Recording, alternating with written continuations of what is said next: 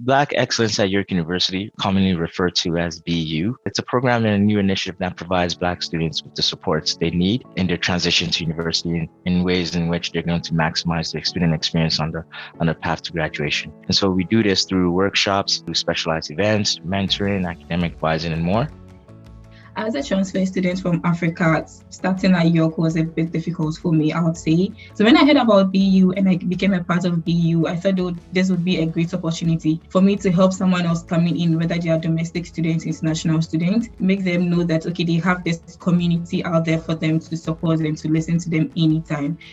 I work with my mentees. I also facilitate and host leadership workshops. I'm part of the communication with other faculty members, other student staff, the BSAs, and anyone we come in contact with over the program. Through BU, we've actually spoken to a lot of students across campus from different year levels through the leadership workshops, through mentee sessions.